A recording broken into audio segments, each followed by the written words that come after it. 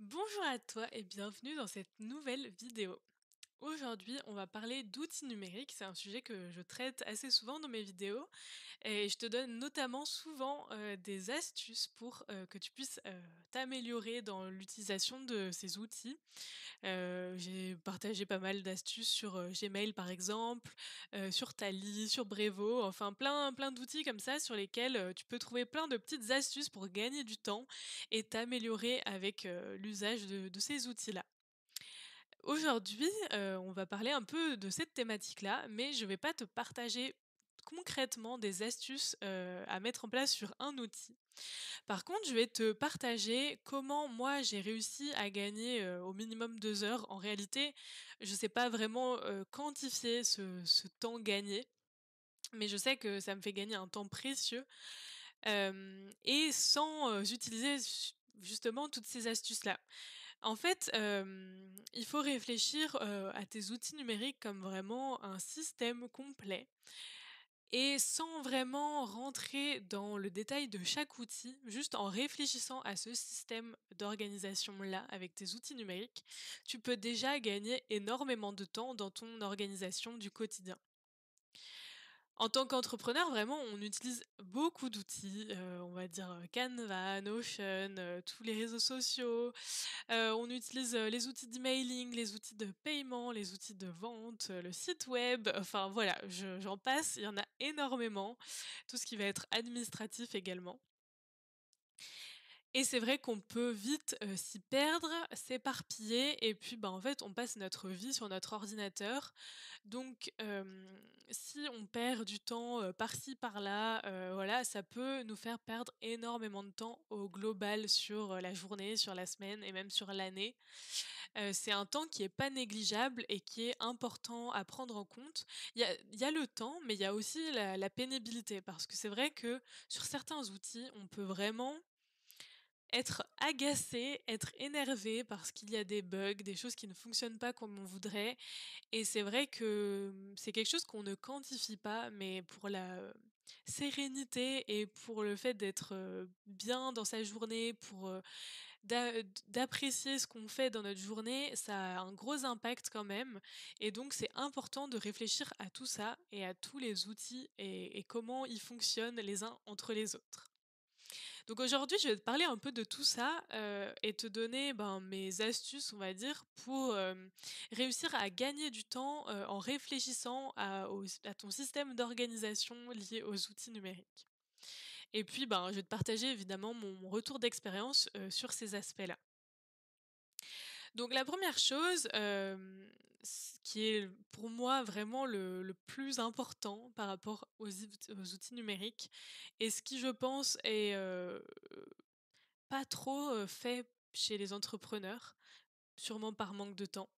C'est vraiment de choisir, des outils qui soient personnalisés. Quand je dis personnalisés, c'est-à-dire qui te conviennent à toi, qui conviennent à tes besoins et qui correspondent vraiment à ce que tu recherches et ce que tu as envie. La plupart du temps, en fait, quand on se lance, quand on lance son entreprise, on va avoir tendance à, écouter notre voisin, notre copain, notre collègue qui va nous dire: «Ah ben moi j'utilise cet outil-là pour, telle chose et c'est génial, tu vas voir, j'adore». Le problème en faisant ça, c'est que, ben, cet outil est sûrement très bien, mais est-ce qu'il répond réellement à tes besoins à toi? Est-ce que, tu vas avoir toutes les fonctionnalités que tu recherches dessus? Est-ce que ça va convenir à ta façon de penser et d'utiliser les outils numériques? Est-ce que c'est suffisamment accessible par rapport à tes compétences? Le problème, c'est que voilà, c'est que souvent, du coup, on va aller prendre cet outil-là, hop, on va commencer à bidouiller dessus et puis au final, ben, plusieurs mois ou plusieurs années plus tard, on va être toujours sur cet outil alors que ça correspond pas forcément à ce qu'on recherchait à la base. Donc si je pouvais vraiment te donner un conseil là-dessus, avant de te jeter sur, X outils, réfléchis vraiment à quel est ton besoin. Par exemple, quand je cherchais, mon outil pour, mettre, du contenu de programmes, d'accompagnement, heu, j'ai vu qu'il y avait énormément de solutions qui étaient disponibles. Évidemment, la plus connue, en tout cas de mon côté, c'était System.io. Et donc au début, je me suis dit: «Bon, je vais sûrement utiliser cette solution-là parce que, ben, c'est très utilisé, tout le monde en dit du bien, c'est pas très cher et comme je me lance, j'ai besoin d'un outil qui soit pas trop cher».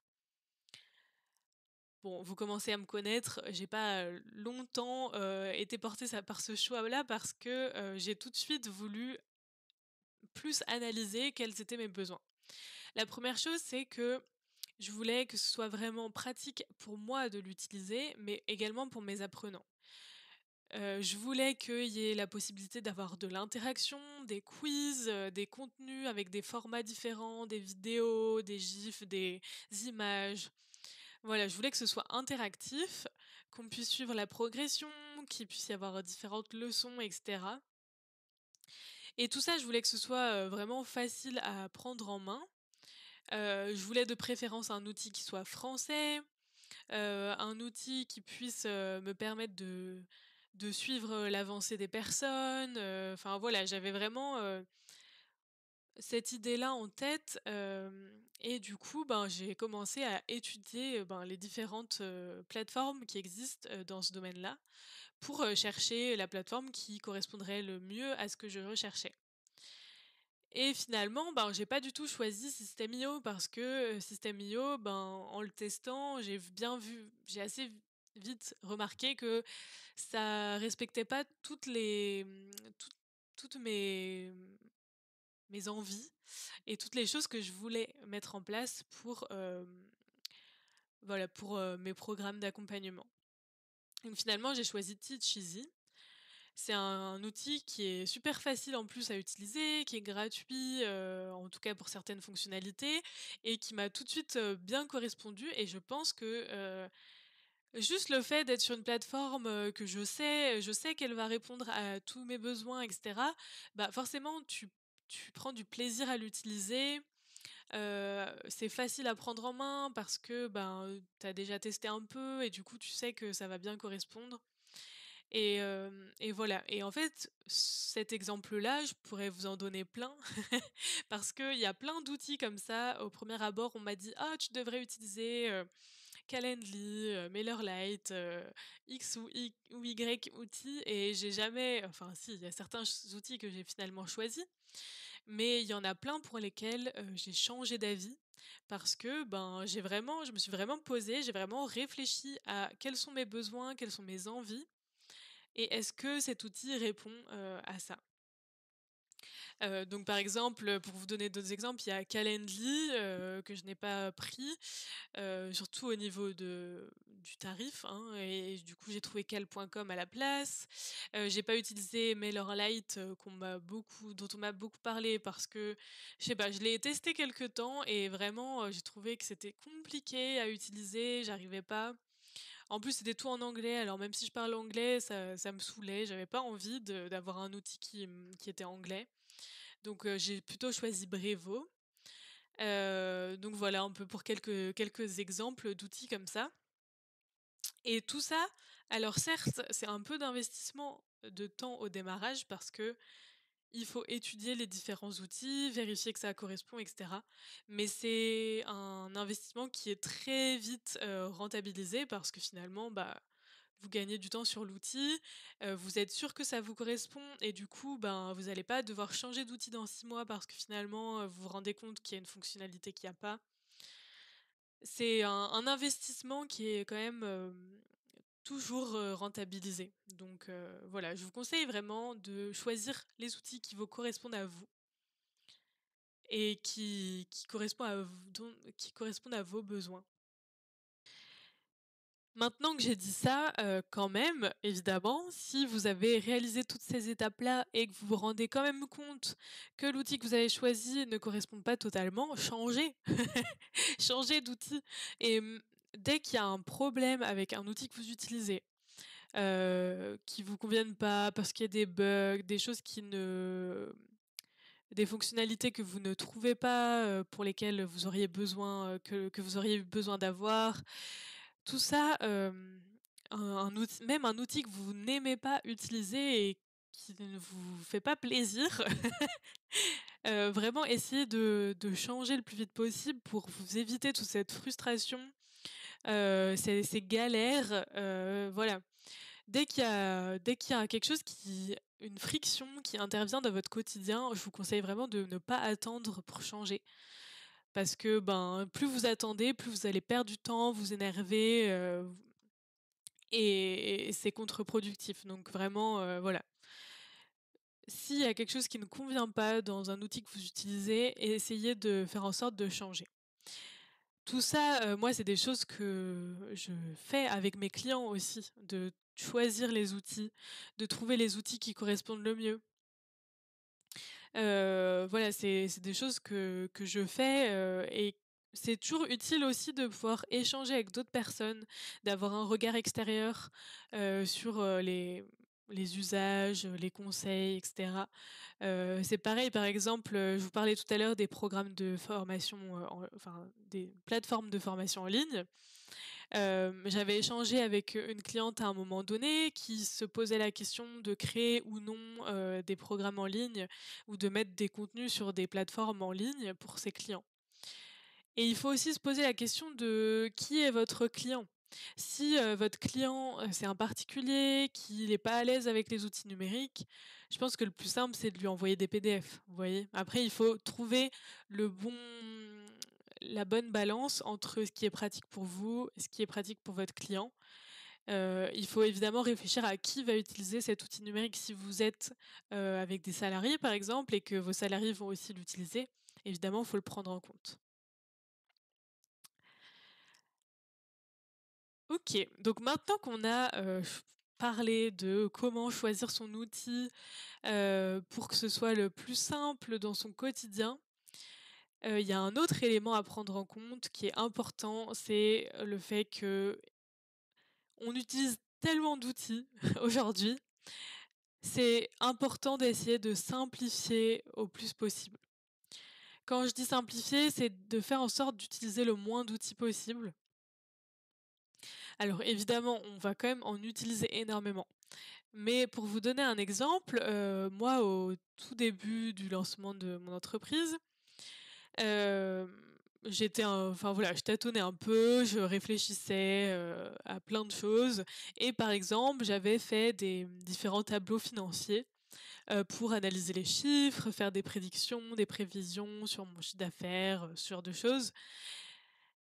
Et sauf que j'avais fait certains documents sur, Excel, certains documents sur Google Sheets.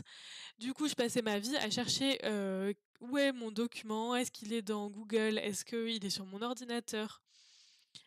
Des fois, et puis voilà, pour même, pour d'autres activités après avec des clients, j'utilisais des fois Excel, des fois Google Sheets.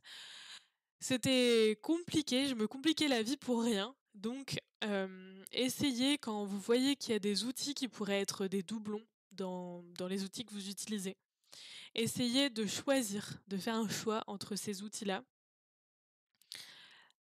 Ou en tout cas, si vous souhaitez conserver les deux outils, essayez de vraiment, clarifier dans votre tête, à quoi sert chaque outil, à quel usage précisément, il va servir, pour que ce soit le plus clair possible dans votre tête et que vous n'ayez pas besoin de toujours réfléchir à, quel outil je dois utiliser, où est-ce que je dois chercher l'information et cetera.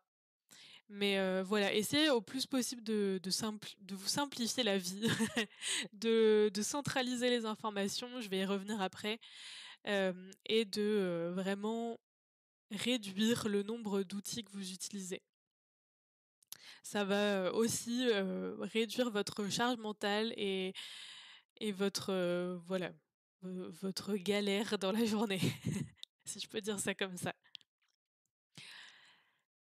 Ensuite j'en parlais là juste avant, ce qui me fait gagner énormément de temps, c'est de centraliser mes informations le plus possible.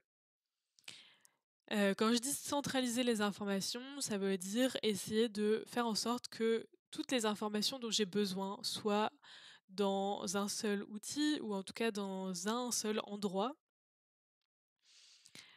Donc pour ma part, la grande majorité des informations, qui sont utiles pour moi sont, rangées dans mon espace Notion.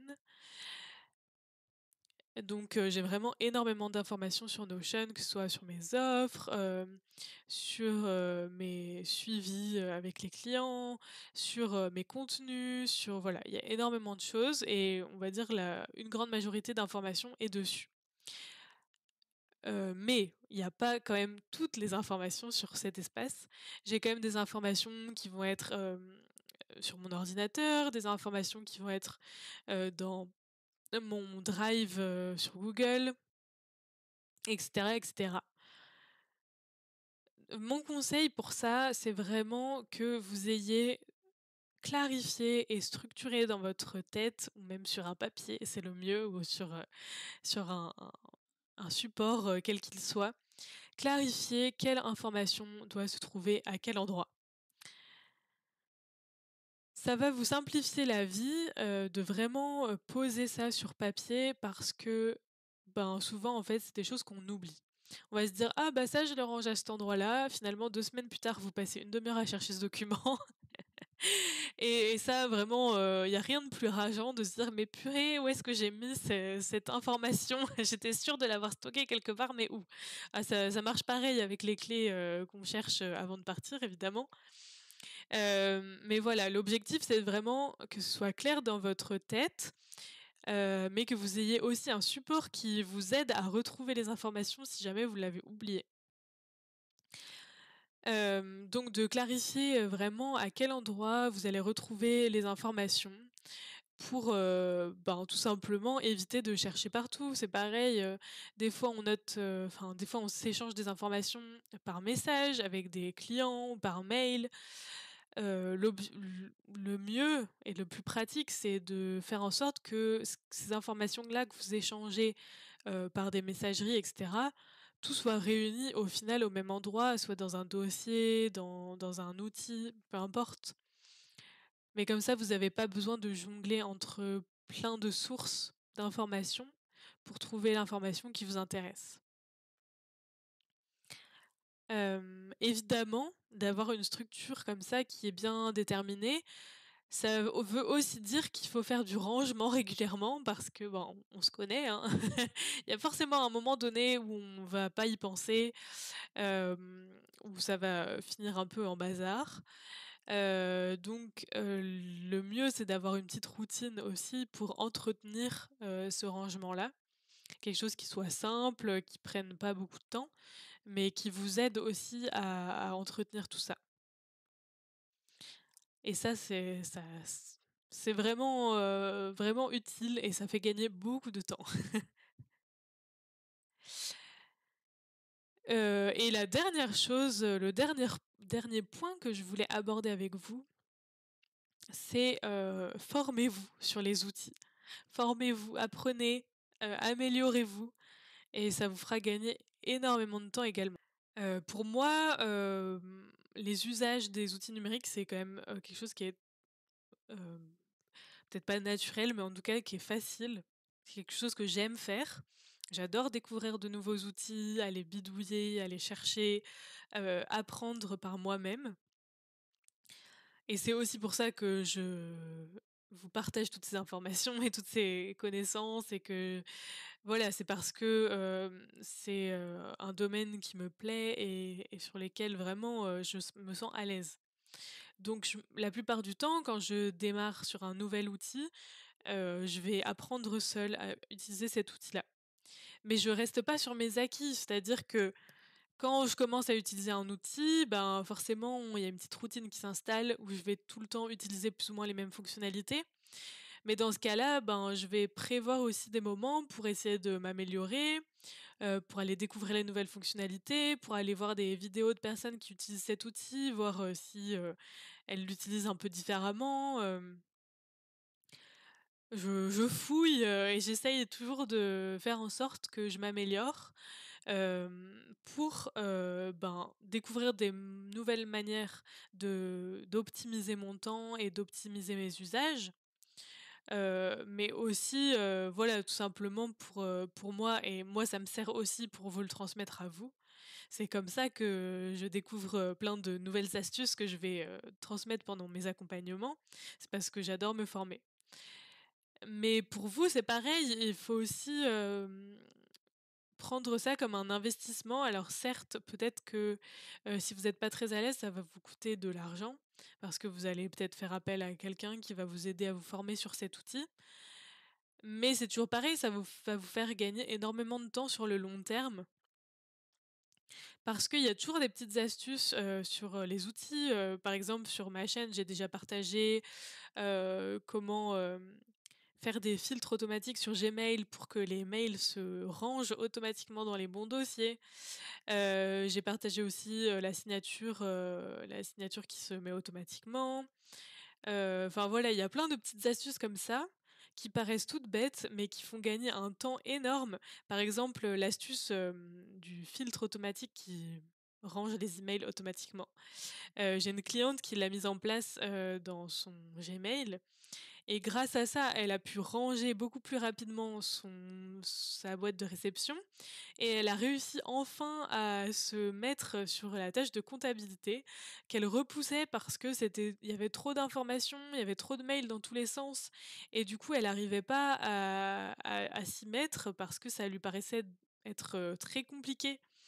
Finalement, comme elle a identifié les bons emails, qu'elle les a rangés dans le bon dossier hyper facilement, après, ben, c'était beaucoup plus facile parce qu'elle avait directement sa liste d'emails, concernés, par les éléments de compta et du coup, elle a réussi à s'y mettre. C'est plein de petites astuces comme ça qui paraissent minimes, mais qui vont avoir un gros impact derrière sur votre organisation, dans votre entreprise et du coup, de se former sur les outils, c'est vraiment indispensable, en fait, pour réussir à être bien dans votre quotidien, pour optimiser votre temps et être plus serein aussi. Je crois que j'ai un peu fait le tour de tout ce que je voulais vous partager sur, comment gagner du temps, sur les outils numériques, sans forcément, parler de petites astuces, mais plus, sur le système global. J'espère que ça vous aura intéressé. Et si jamais, tu as besoin de t'améliorer sur ces sujets-là, si ça te questionne, si tu as besoin de faire le point sur, tes outils numériques, si tu as besoin de choisir un nouvel outil, hésite pas à prendre contact avec moi.